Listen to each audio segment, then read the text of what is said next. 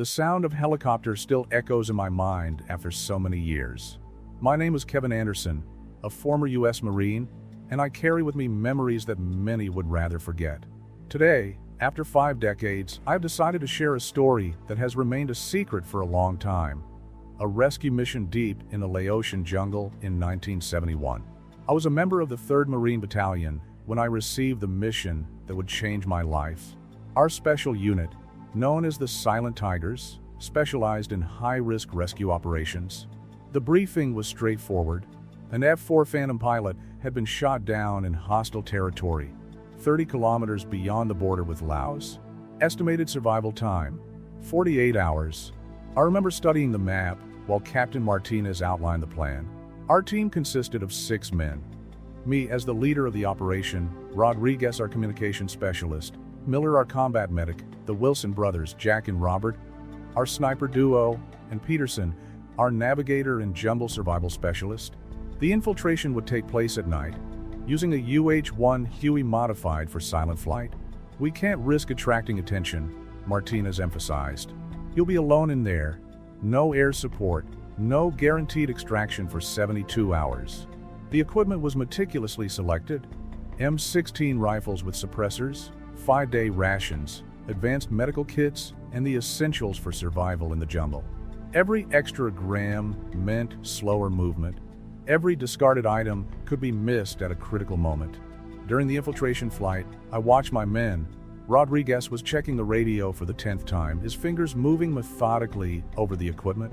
The Wilson brothers maintained their characteristic silence, communicating only with glances. Miller was organizing his medical kit, and Peterson was studying the map under the red light in the cockpit. The pilot signaled 5 minutes to jump.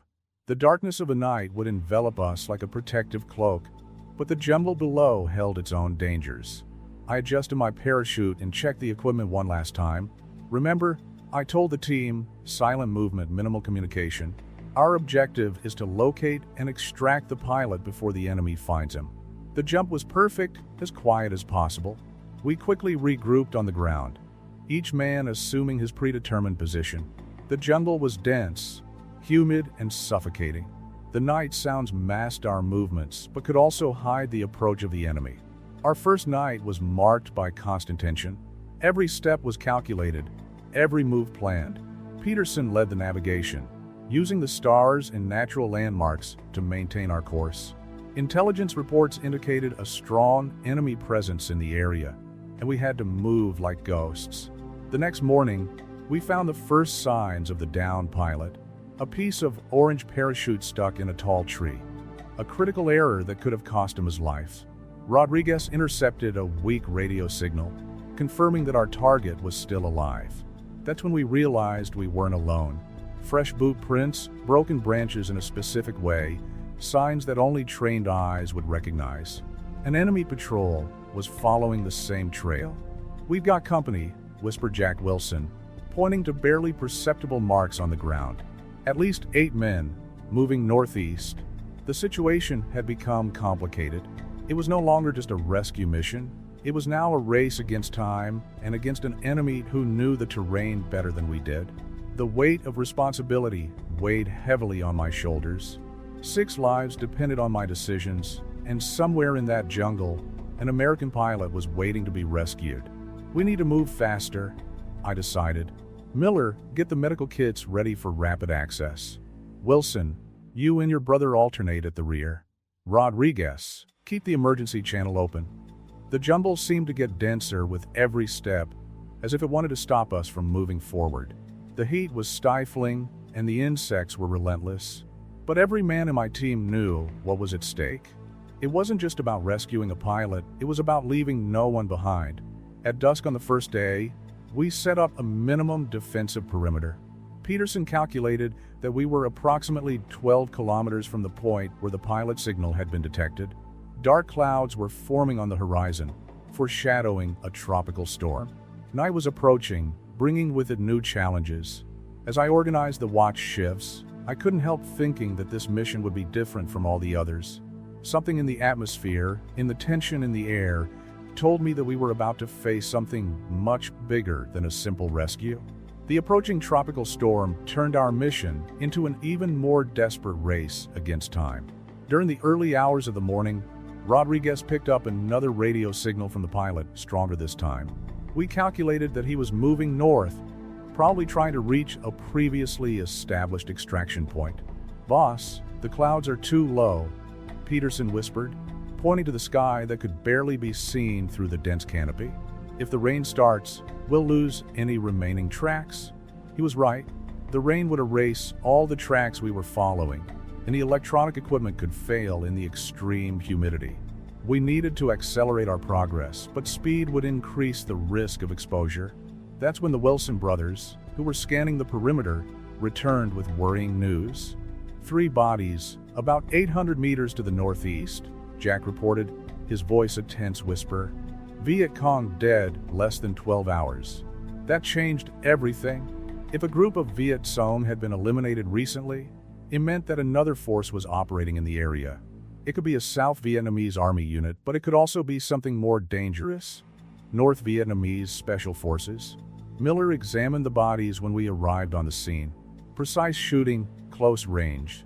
Professional work, he concluded. The ammunition used was not American, eliminating the possibility that it was our troops. The jumble seemed to get more hostile by the hour. Leeches clung to our legs despite the protections, and the stifling heat made every movement an exercise in endurance. Rodriguez kept in constant contact with our base via short-coded transmissions, but the risk of interception forced us to minimize communications. Around midday, we found more concrete signs of the pilot. A piece of survival gear and clear marks of movement through the underbrush. He was moving well for someone possibly injured in hostile territory. "Anderson?" Peterson drew my attention, pointing to some marks on the ground. "He's being followed. At least 2 different groups." The situation was rapidly getting complicated. Our pilot was in the middle of a deadly game of cat and mouse, and he wasn't the only mouse being hunted. The presence of multiple hostile groups suggested that this area had a strategic importance that wasn't in our briefings. The Wilson brothers took up positions of cover as we advanced. Their marksmanship skills were legendary in the battalion. They were said to be able to hit a target in the dark by sound alone. At that moment, I hoped we wouldn't have to test this theory. The afternoon was progressing when we heard the first distant shots. The sound reverberated through the jungle, followed by the absolute silence of the wildlife, a clear sign of imminent danger. Rodriguez managed to triangulate the source of the shots. It was approximately 2 kilometers from our position. "We have to move now," I ordered. "Peterson, lead the way. Miller, be ready. We could have a man down soon." We moved in combat formation through the dense vegetation, each man aware that the next step could be towards an ambush. The rain began to fall, first in sparse drops, then in dense curtains that drastically reduced our visibility. That's when we heard the distinctive sound of an emergency beacon, 3 short beeps followed by 1 long one. It was the universal identification code of the U.S. Air Force. Our pilot was nearby, and from the sound of the beacon, he was on the move. "He's trying to find us," Rodriguez whispered, adjusting his communications equipment, but he's not the only one receiving that signal. The rain was now falling mercilessly, turning the jungle floor into a treacherous mud. Through the curtain of water, I noticed shadows moving with definite purpose in front of us. They weren't animals, and it definitely wasn't our pilot.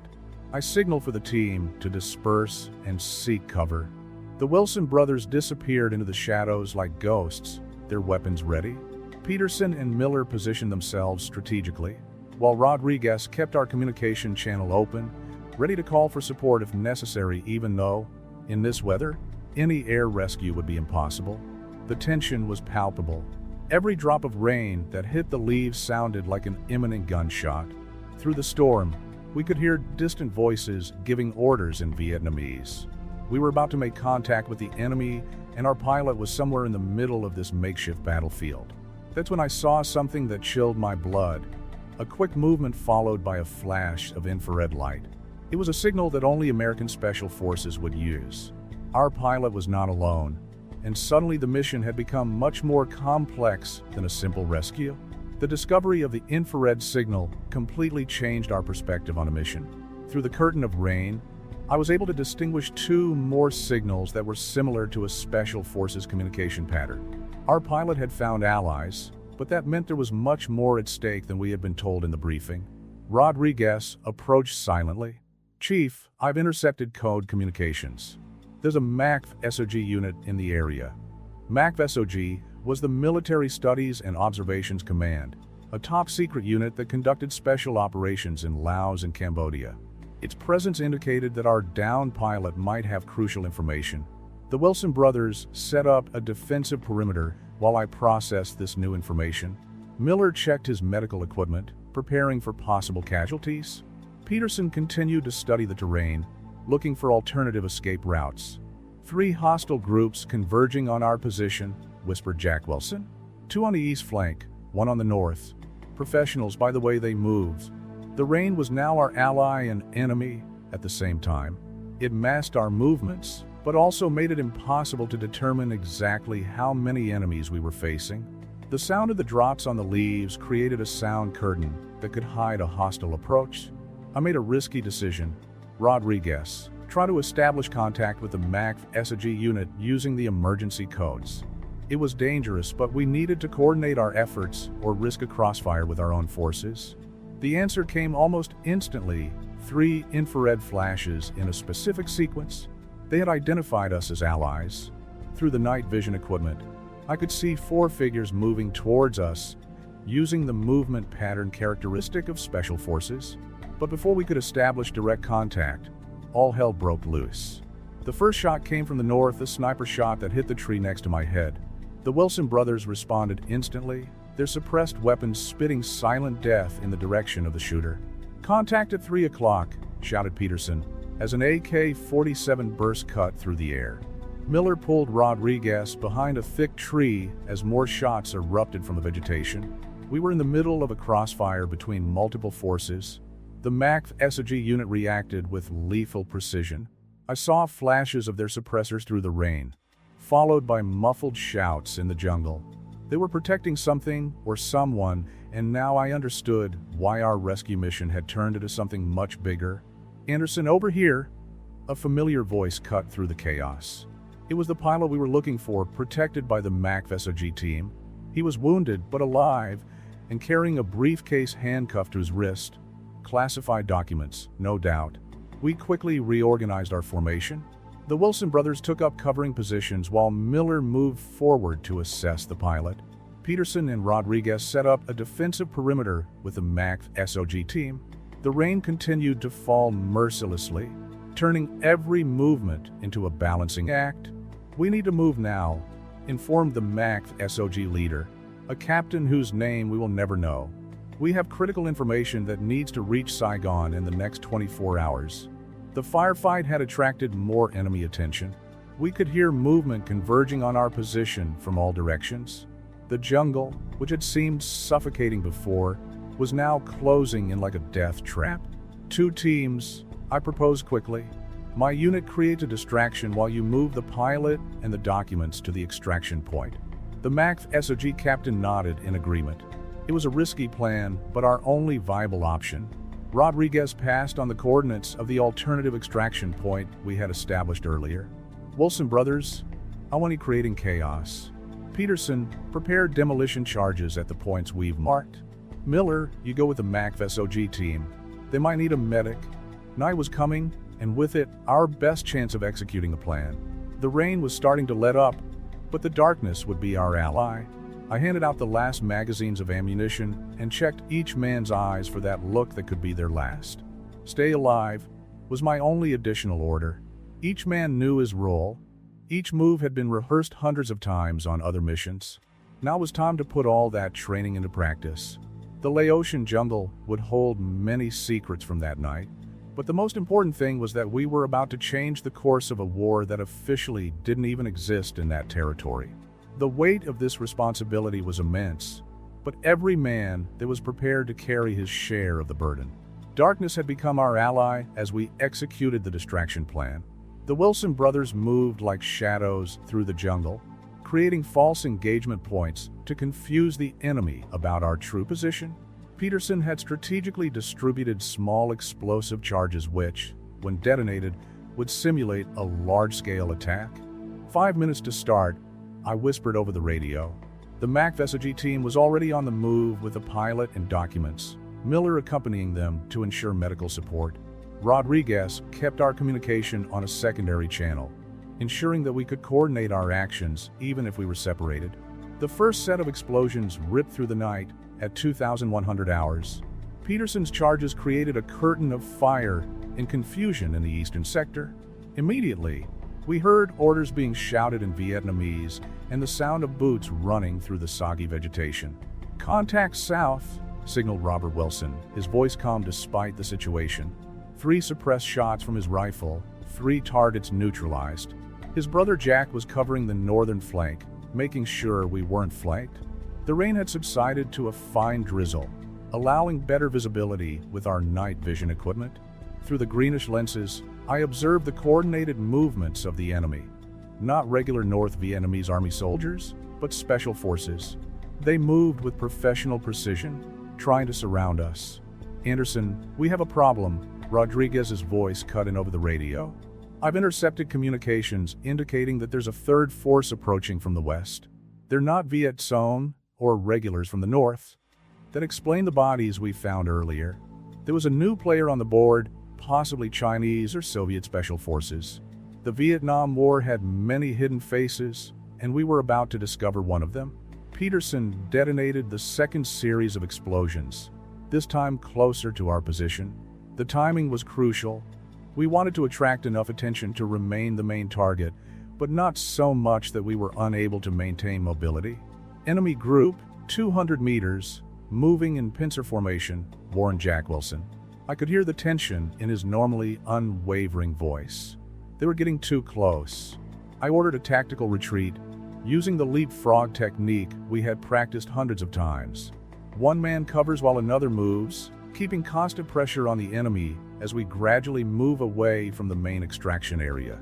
Rodriguez was in intermittent contact with the MAC-VSOG team.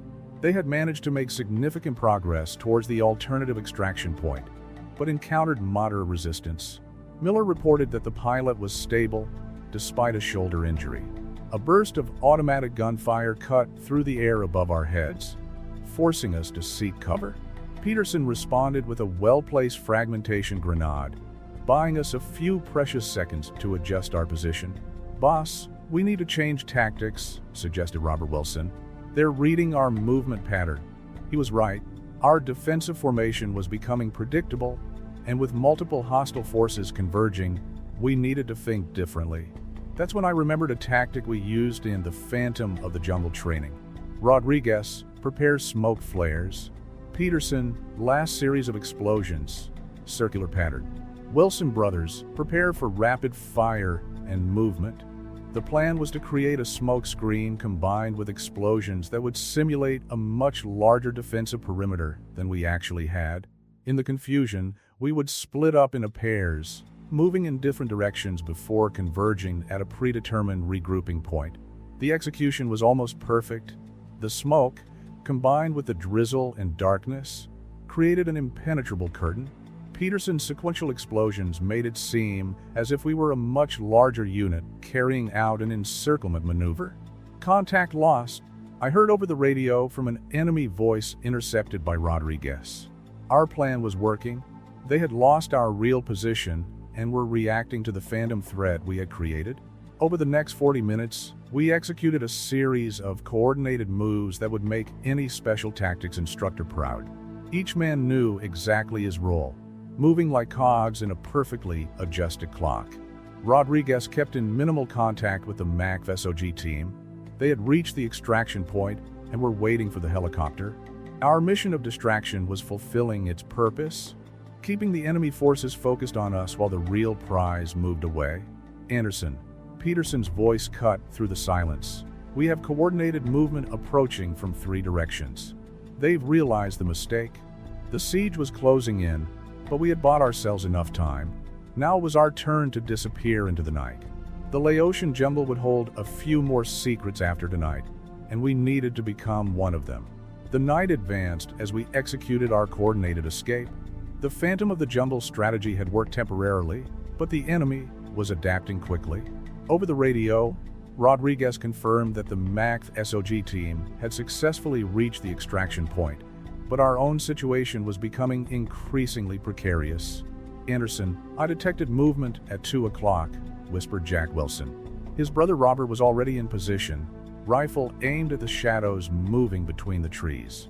The persistent drizzle created a ghostly veil that distorted our perception of depth. Peterson had used up almost all the explosive charges in our previous distraction, with only 2 emergency devices left. Our ammunition was down to 40%, and fatigue was starting to affect our accuracy. We had to find a way to break contact for good. "Chief, I've intercepted something worrying," Rodriguez approached, keeping his head down. "Enemy communications. They're using Soviet codes. Spetsnaz." That information chilled my blood. Soviet Special Forces in Laos explained a level of professionalism we were up against. It also clarified why the documents the pilot was carrying were so important, probably evidence of the USSR's direct involvement in the conflict. We decided to split into 2 teams. The Wilson brothers would head east, creating a final distraction, while Peterson, Rodriguez, and I would move west, toward the secondary extraction point we had established during the initial planning. "Maintain contact via infrared signals every 15 minutes, I instructed the Wilsons. "If we lose contact, head for point Echo 3. We'll meet you there in 6 hours." The separation of the team was risky, but necessary. The Wilson brothers were the best at jungle warfare I'd ever met, and if anyone could survive alone in that green hell, it was them. We moved silently through the soggy vegetation, each step calculated to avoid any sound. Peterson led, his navigational expertise keeping us on course even without clear visual references. Rodriguez kept our rear protected, alternating between monitoring communications and checking for signs of pursuit. A shot cut through the silence about 800 meters from the Wilsons' approximate position. Soon after, a series of explosions and bursts of automatic gunfire filled the night. The brothers had begun their distraction, and from the sound of it, they were doing an excellent job. "Movement ahead," signaled Peterson, freezing in position. Through the night vision equipment, I distinguished 3 figures moving with definitely Spetsnaz military precision. We were about to have our first direct encounter with Soviet Special Forces. Rodriguez silently prepared a smoke grenade, while I positioned my rifle. Peterson drew his combat knife at close range. Firearms would only reveal our position. The next moment was pure adrenaline and instinct. The fight was fast and deadly. Peterson silently eliminated the first, while Rodriguez and I dealt with the other 2. There were no shots, just the muffled sound of hand-to-hand combat and the whisper of rain on the leaves. The efficiency of the Spetsnaz was frightening even in their last moments. They fought with lethal precision. "We need to move now," I whispered, knowing that where there were 3 Spetsnaz operators, there would be more nearby. Rodriguez retrieved some documents from the bodies, plus evidence of Soviet involvement that we needed to hand over to command. The night seemed endless as we advanced through the jungle. The sounds of the distant fighting where the Wilsons created their distraction gradually diminished. Over the radio, we picked up fragments of communications indicating that the enemy was dividing its forces, uncertain about which group to pursue. At around 0300 hours, we reached a small clearing that served as a reference point. Peterson consulted his map, confirming that we were approximately 5 kilometers from the secondary extraction point. That's when we heard something that changed everything. The distinct sound of Soviet Mi-24 Hind helicopters. "They've brought air support," murmured Rodriguez, his voice tense. "They're determined not to let us get away with this evidence." The presence of Soviet helicopters in Laotian airspace was a direct violation of several international agreements, plus proof of direct involvement that we needed to document. But first, we had to survive in order to report.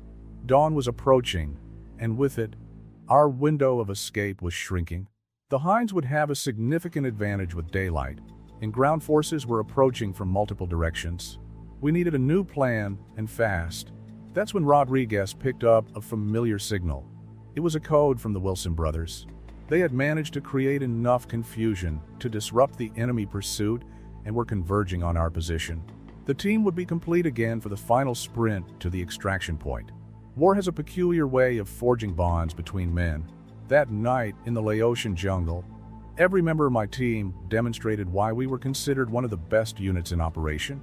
But our mission wasn't over yet, and sunrise would bring new challenges that would test our limits to the extreme. The first ray of sunshine found our team back together. The Wilson brothers had returned with stories of how they had managed to lose several Spetsnaz units using guerrilla tactics we had learned from natives in Vietnam.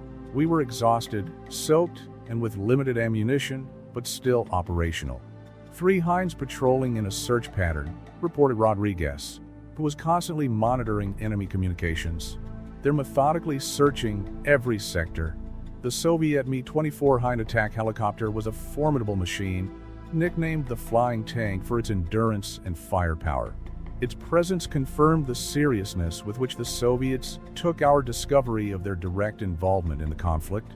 Peterson unfolded his worn map for the last time. We have 2 options for the extraction point: the Echo 7 clearing or the valley near the river. The valley offers more cover, but that's where they'd expect us to go. I completed his thought. It was the logical way, and the Spetsnaz were trained to think like us. Jack Wilson wiped the lens of his sniper rifle, his expression serious. I detected coordinated movement approaching from the south. 2 teams moving in pincer formation. I made my decision. We're going to Echo 7. It's risky, but unpredictable. Rodriguez, request urgent extraction using Code Red. Code Red meant that the situation was critical and that we needed extraction under enemy fire. It was rarely used, as it put not only our team at risk, but also the rescue crew. We moved in combat formation, each man covering a specific sector. The Wilson brothers alternated between front and rear, while Peterson navigated through the increasingly dense vegetation. Rodriguez was in constant communication with our command, using short, coded transmissions.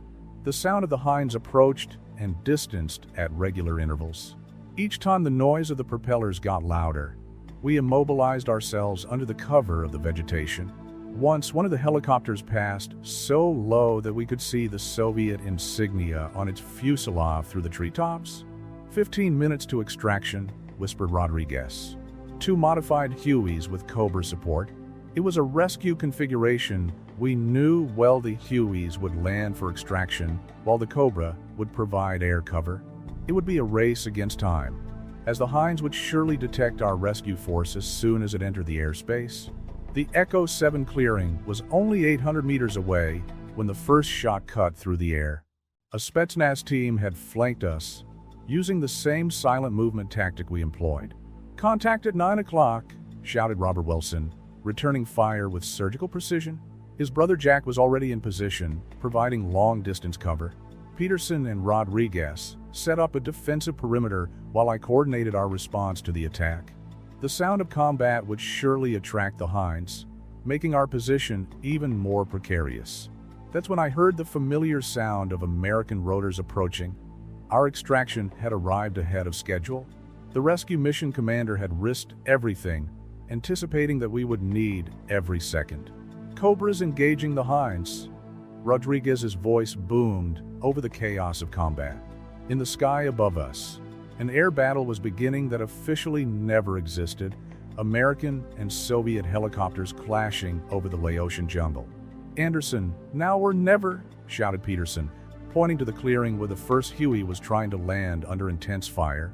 We began our final run, the Wilson brothers providing extraordinary cover as we retreated towards the helicopter. Rodriguez was the first to board, keeping vital communications running.